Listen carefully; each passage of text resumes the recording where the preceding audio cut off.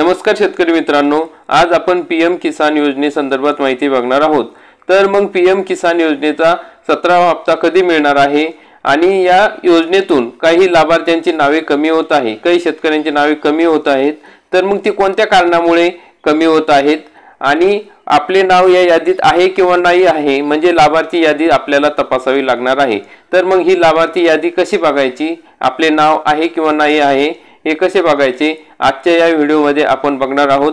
तर मित्रांनो, हा व्हिडिओ खूप महत्त्वाचा होणार आहे, त्यामुळे हा व्हिडिओ आपण शेवटपर्यंत बघा। आपण जर या चॅनलवरती नवीन असाल तर चॅनलला सबस्क्राइब करा, बेल आयकॉनला क्लिक करा, म्हणजे अशीच महत्त्वपूर्ण माहिती आम्ही आपल्यासाठी घेऊन येत असतो।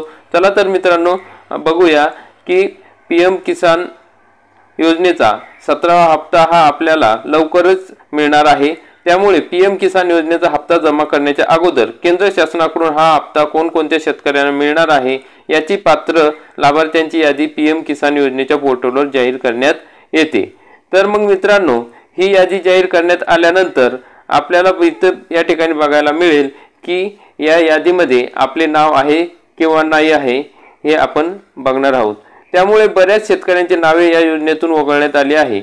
लाभार्थी यादीमधून शेतकऱ्यांची नावे कपात करण्यात येत आहेत। बऱ्याच शेतकऱ्यांची नावे अगोदर पात्र शेतकऱ्यांच्या यादीत होते, परंतु आता मात्र बरेच नावे वगळण्यात आली आहे। कारण की मित्रांनो, दिवसेंदिवस ही योजना अतिशय पारदर्शक अशी होत चालली, त्यामुळे शेतकऱ्यांची नावे या ठिकाणी कमी होत आहे।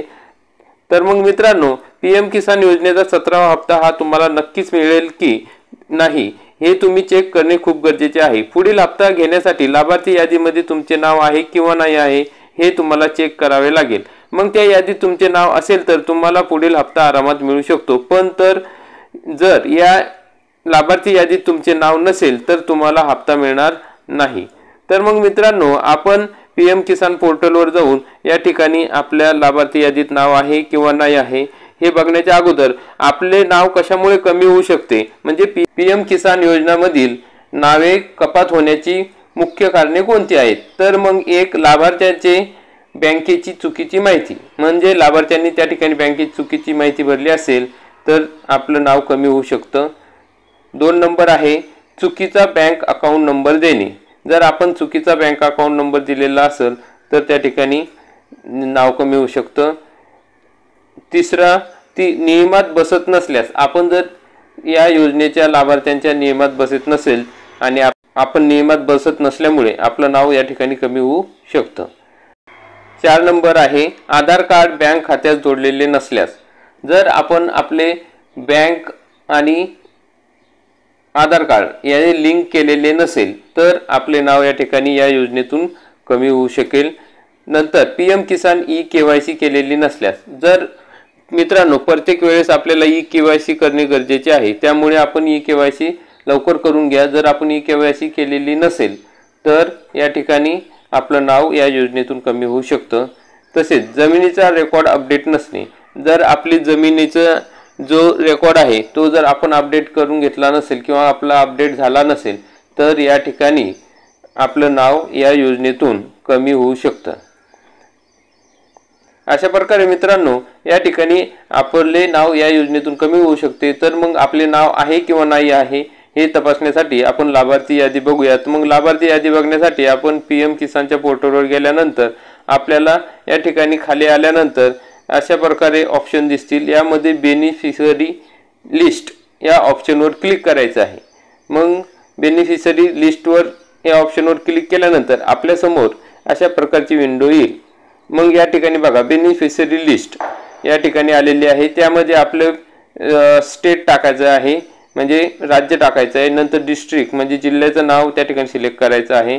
नंतर सब डिस्ट्रिक्ट म्हणजे आपल्या त्या ठिकाणी काय सब डिस्ट्रिक्ट असेल त्या ठिकाणी ते जो ऑप्शन येईल तो टाकायचा आहे। नंतर ब्लॉक म्हणजे आपलं तालुका टाकायचा आहे।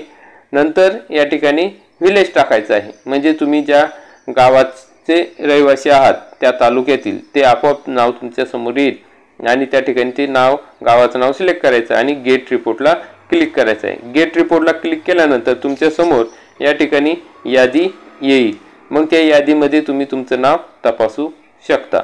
जर तुमचं नाव नसेल तर ज्या काय त्रुटी असतील त्याची चौकशी करून आपण ती त्रुटी पूर्ण करून या योजनेसाठी आपण पात्र ठरत असतो।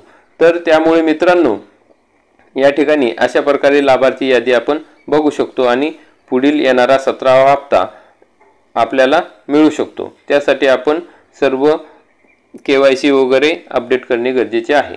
तर मित्रांनो, हा 17वा हप्ता जून किंवा जुलै या महिन्यामध्ये मिळणार आहे। त्यामुळे आपण आपली KYC वगैरे अपडेट करून घ्यावी। तर मित्रांनो, आपण हा व्हिडिओ बघितला त्याबद्दल धन्यवाद। व्हिडिओला लाईक करा, चॅनलला सबस्क्राइब करा, बेल आयकॉनला क्लिक करा। जय हिंद, जय महाराष्ट्र।